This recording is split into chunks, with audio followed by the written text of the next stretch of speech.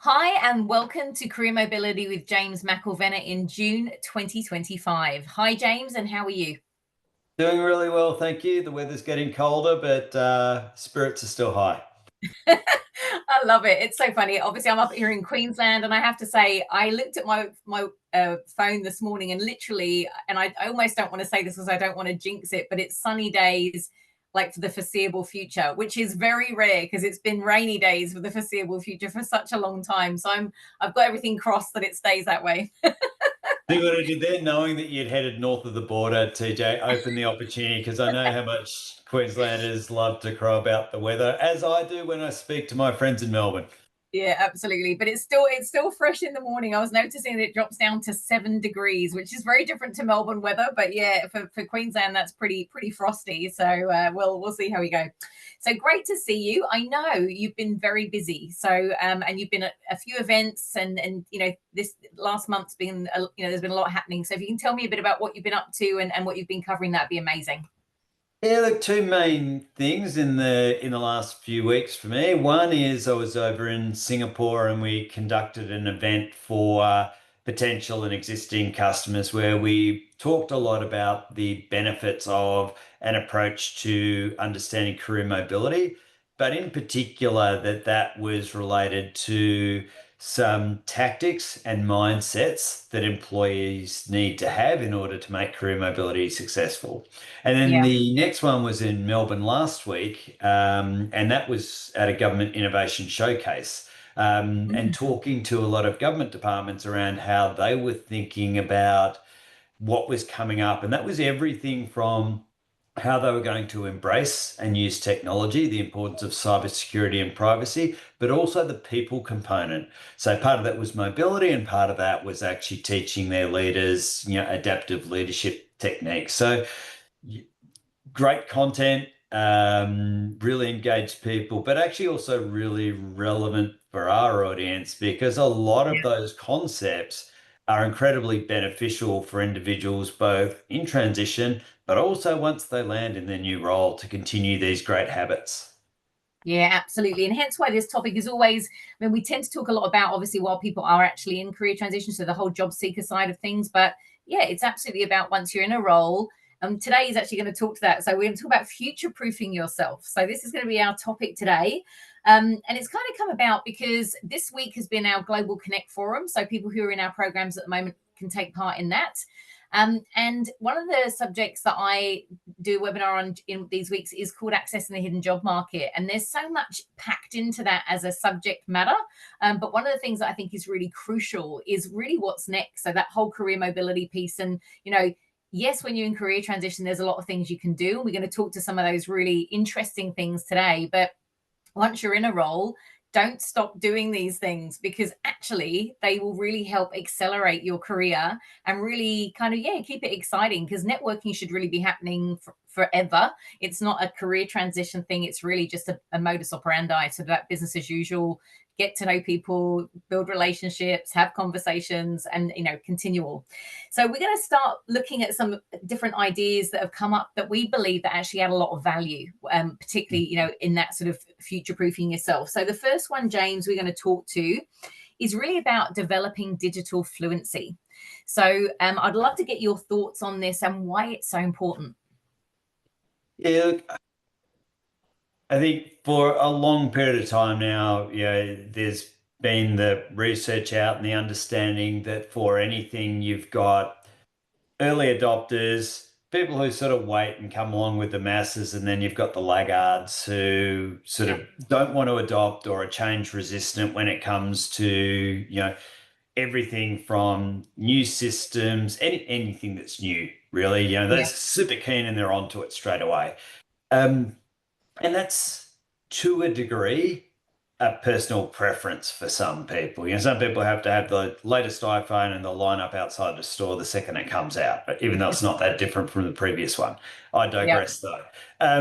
But yeah, even if you're not that person, like, do not allow yourself to not have a level of digital fluency. And how does that look or show up? That is making sure that when there are changes in the workplace, that you're able to embrace it. Get involved, get inquisitive. Don't be the person who deletes all of the recommendations to go through the new AI fluency or literacy course.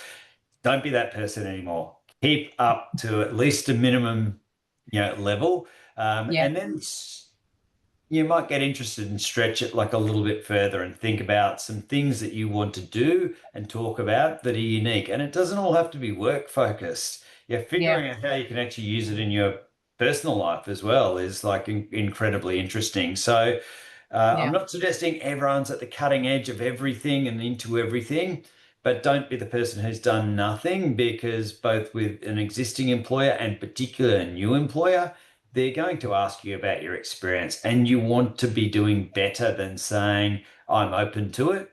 You want to be providing some evidence. yeah, absolutely. And in fact, it leads us very nicely into our next point, which is about upskilling with micro credentials. If you can do this and show the proof, that's very powerful. So, what are your thoughts on this one, James? Yeah, look, absolutely. I mean, there is now a huge amount available, and particularly in our programs, like it is one of the major discussions that people should be having with their coaches, which is Yeah, if I have a targeted area or if I have targeted roles, do I actually have every skill? Do I actually match every capability for that particular role? Now, the answer is for most people, you're not going to have every skill and every capability yeah, for every role that might be either target or an aspiration. There is a huge difference in talking to a potential employer about saying, I'm willing to learn when I get here, to showing I've actually made a start.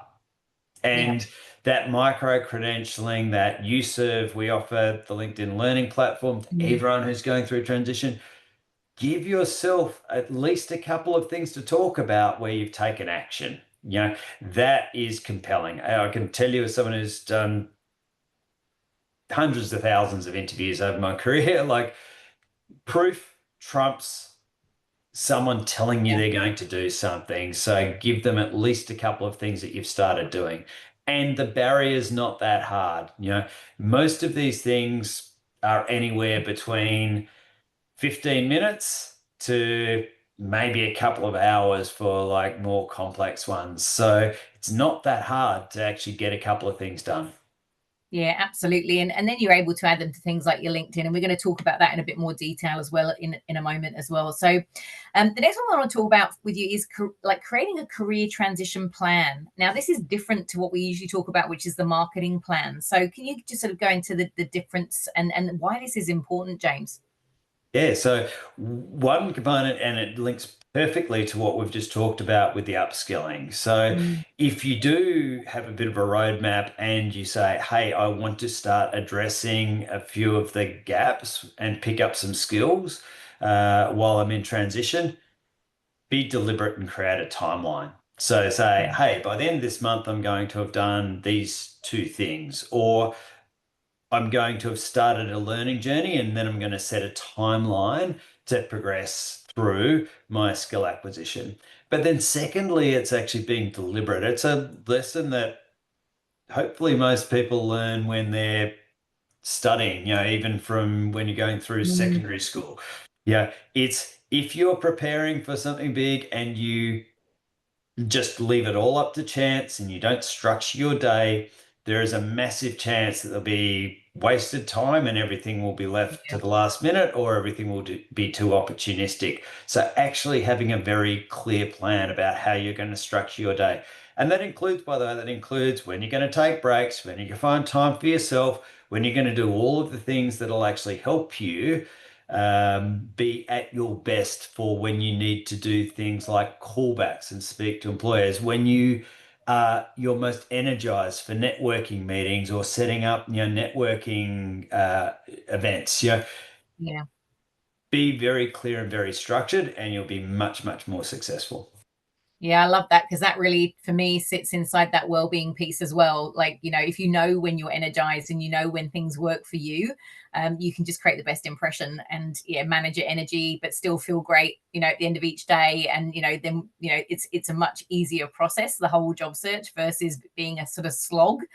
So I love that point. And the other thing is, of course, as well, just being able to set short and long-term goals throughout that process as well. Yeah, I think is really beneficial. And the opportunity along the way also to identify if you do have skill gaps, so then go back and sort of look at that micro credentialing and sort of see, well, what do I need to fill in? Where are these, things showing up that actually, as you say, it could only take me an hour, but I'm actually then going to come away with something that it gives me that just little uptick of knowledge, that there then is a show versus a tell when you're in an interview. Beautiful. And that Yeah, goals thing. So I just pick up one extra thing on that goals yeah, thing, right? Yeah, it is so critical to be able to celebrate your successes and be able to yeah, tick off those goals. And so that is why those short-term goals, both long and short-term goals, are important to set for yourself. But the yeah, short-term goals are essential because you've got to be able to celebrate some wins along the way. It can be a particularly tough process and an emotional process for people going through transition. yeah, Take the wins, celebrate the wins, celebrate like a great networking meeting, celebrate like, interview gained after so many applications. If the goals are there, you can actually celebrate and keep your motivation high along the way. yeah. Again, I love that, because it's like when people are losing weight, if they don't see a difference, you can measure things, you can obviously jump on the scales, but sometimes those things can be slow. But if you can see little differences happening along the way, it just keeps that momentum going in the right direction. So I love that. So the next one we're going to talk about is creating what we call a career portfolio. So this is really, instead of just having a resume. Resumes obviously are really important because they provide that past timeline, and sort of moments of truth in the past. But this career portfolio is something very different. So I'd love you to talk a little bit to that idea as well, James. Yeah, look, it is as simple as being able to showcase your brilliance. Love We that. we talk to a lot of people, and the start point, it's the first time they've ever been really challenged when they go through the process of building a CV to Yeah. actually think beyond what they did and to start to think about achievements and differentiations and be prompted about, well, surely you might have worked on some significant projects or taken a lead on them, or surely there Mhm. were things that you did, even if it is just back to the digital fluency, right? Adapting to, learning and adopting to new systems. So thinking beyond the job description to an outcome. This process around career portfolio is the next level up. So it's almost taking the time to things and go role by role that you're most proud of and collate it together. And it will serve one of two purposes. So I am always impressed as an interviewer where people actually offer to provide something like this as evidence for the Yeah. things they've done, right? I never don't actually take the time, even if it's not in the interview. I never don't take the time to review something like this if it's offered by an interviewee. But Yeah. secondly, it's power even beyond that to just remind yourself before you go into a key discussion around some of the things you might want to highlight or reflect on, rather than leaving it to Mm. chance that it will pop into your mind when the opportunity strikes, in order to be able to put this forward.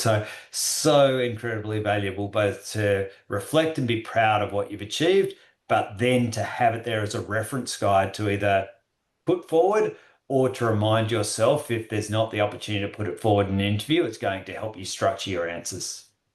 Yeah, absolutely. I obviously talk a lot about LinkedIn, as a professional platform, but having rich media on your you know uh, your timeline, essentially your experience timeline, you can literally show examples of work you've done, articles you've written, times you've spoken to camera, you know documents you've produced, certifications you've gained. All of that can sit on your timeline. So it's really powerful, because then it's sort of being able to show what you've done versus tell people. Always, as you say, way more powerful. So and you can refer people back to that. Even recommendations are great for that as well. Because it's someone else saying that's what this person did. This is what that you're able to show. So brilliant stuff. So Yeah, another one that we and and, really, and yeah, like sorry. and like you've shared before, I mean, a lot of these things, link, but even using tools, and we'll put all of this in for people to reference Yeah, afterwards, but whether it's learning to use Canva or Notion or GitHub, in order to be able to represent this stuff. yes, If you haven't, that in and of itself is picking up a new skill in order to be able to build your career portfolio. So two for the price of exactly. one. I love that. Even looking at backgrounds and banners and things like that on LinkedIn, you can tell when someone's actually gone to the trouble of creating something on Canva. And again, as you say, it's another skill set, which all of these skill sets, it seems like that, Canva was always something that marketing would use, but now it's actually something that we all can use and it can benefit us in any role that we have because it's a way of presenting information in a more, enlightening way, and certainly things on social media. So again, love that. So the other thing that we're very passionate about, is certainly that idea of getting job seekers together. So we have, formal ways of doing that within the programs that we run, but having a peer learning circle we feel is something that is going to add a lot of value to any job seeker. So we want to talk about that in more detail as well. What are your thoughts on this, James?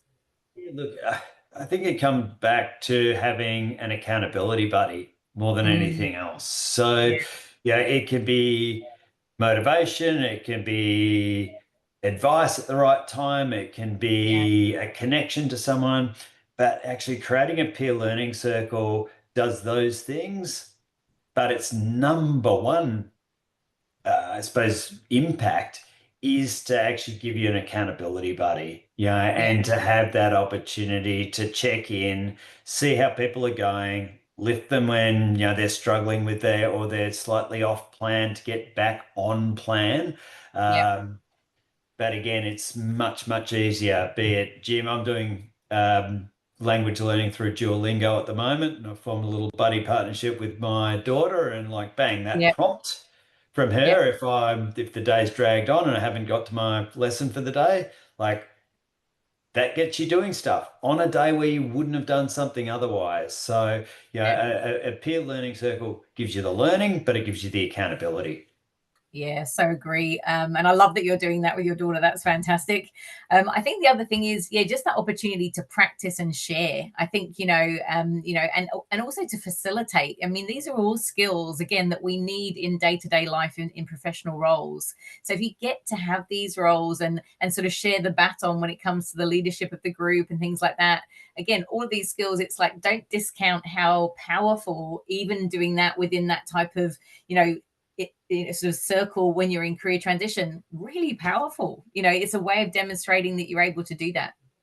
Absolutely. Again, action rather than words. Yeah, absolutely. So the final one we're going to talk about today, there are lots of these. So as you said, James, we're going to put these in the notes afterwards, but we also want to talk to AI because, we can't ignore it. So using AI tools to simulate career scenarios. This is something which you and we've spoken about before we jumped on. And we just think if someone did this in an interview, how powerful and impactful that would be. So I'd love you to talk about this in more detail and where you see it adds value. Yeah. So one question that is almost inevitable at some point through a process is going to be, why do you want to work at LHH? What do you know about Yeah, LHH? Why do you want to work at LHH? Now, answers can range from I've done zero background research and I really don't have a very good response at all, in which yeah, case it is one of those questions that can rule you out of a process very, very quickly. yeah. So to your point, using AI to simulate an experience, like a career portfolio, it's like, oh my goodness, if someone came to me and said, I've actually used AI to simulate, and here are the four things I learned from that simulation around why I think, this role and your company would really resonate with me. Mm. I might not say it out loud, but I'd pretty much be like, bang, prepare the contract, because that level of um, showing adaptive learning, ability to build Mm. something that's progressive into a consideration around what is Yeah. right for them around a job match, is incredibly powerful. Yeah. Yeah, I mean, I think that the wonderful thing about AI and the generative AI and the opportunities we have to actually have those meaningful but very rapid conversations and create incredible content and ideas and brainstorm and realign, and there's just so much that's beneficial. So I think, yeah, like you say, I think if people start to use that as a way of understanding, well, what value can I add here? Because I think a lot of people struggle with that. Like, it's, this is what I've done, and it's more about what I've done versus how am I going to add value in particular organizations. AI can really help to bridge those gaps now, because you can literally do research about the company, feed that into AI, obviously let it know what you're bringing to the table, and then start to get some really wonderful rich answers around how your skill set can add value there. I think the sky's the limit, really, in terms of those types of conversations and discussions. Yeah, look, absolutely. And this is an info because I would encourage people, as part of what we said before, to learn Mm, how you can do this through AI. But yeah, if you're not yet comfortable, still, because it's such a critical part of the process, still figure out a way to answer that question really well through networking, speaking to people who've worked in that organization before, speaking to yeah, people within that industry before, and that will help a start point, and that will also help when you do embrace the AI component of it, will actually help your prompts in order to be able to get a better experience of it. But love what you're saying. You can have a pretty robust discussion now and get AI to challenge you on how yeah, you respond to that question versus information you put in, research about the company. Could even be get it to challenge you about feedback on that company from Glassdoor. It can do some really cool stuff. yeah. But that would be an incredibly compelling way for someone to show up in an interview about whether they had considered, was the company and the role right for them. Yeah, absolutely. I mean, it's my brain sort of whirring away, but it's like, I think that ability to ask, have great questions to ask when you're networking, like, it can help you with any aspect really of this process. So again, we rave about it because it's important. It's kind of part of all of our roles now, but the opportunity to just, you know, give ideas, but again, you've nailed it really. Make sure you do check them in real life. Like, AI at the end of the day is a chat bot. It's got what it's got, but you know what good looks like. Utilize that, have conversations, and make sure that does, ask questions. I'm hearing this, could be from AI. I'm hearing this, what are your thoughts? Is this what you're seeing? Maybe AI is Absolutely. right, maybe it's not. Yeah, no, absolutely. Could not agree more. Yeah, brilliant. So on this subject then of future proofing, James, as we wrap up this session for June, so what would be your sort of summary? Why is it important to future proof yourself, do you think, particularly in this market now? I think it's really important, but why? Yeah. Both research and people are talking about the fact that, if people are feeling that things are changing pretty quickly at the moment, Mm, the pace of change we have today, it's never going to get less. It's now going to exponentially speed up. And in fact, it is, you look at adoption of things which can be positive, but the mm, inability to embrace change and therefore future proof yourself and future proof your career is no longer optional.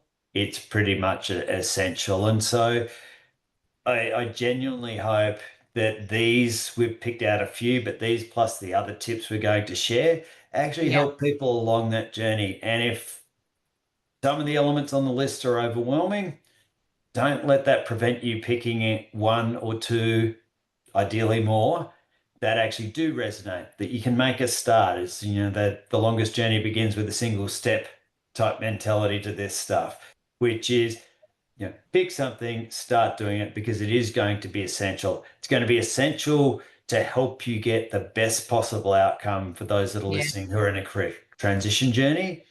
But more than that, it is a great thing to be able to take into whatever your new role is, whatever you're mm, doing next, to say, yeah, actually, it's habit building.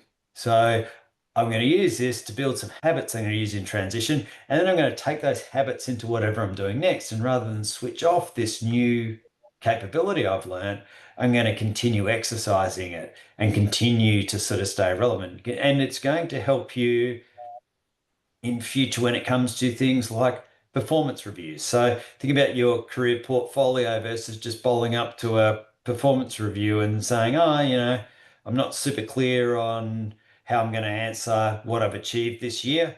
Boom, here's my evidence. So these are really good habits that go well beyond just career transition. So make a Yeah. start. So true. It made me think about the elevator pitch, which is one of the things I talk about in accessing the hidden job market. And actually, I think by constantly practicing these, and as you say, making it a habit, you're constantly aware of your elevator pitch. You're constantly aware of how and where you add value and how you're continuing to add value and where you're tweaking and moving and elevating what you do. So brilliant stuff. Well, look, as always, James, great discussion. There's so much more that we're going to share in the notes. So I really appreciate seeing you, and we'll look forward to seeing you in July. Not sure what we'll discuss yet, but I'm sure there'll be something interesting happening. It will no doubt be fascinating. Great to see you again, TJ. Thank All right. you. Cheers. Have a great day, James.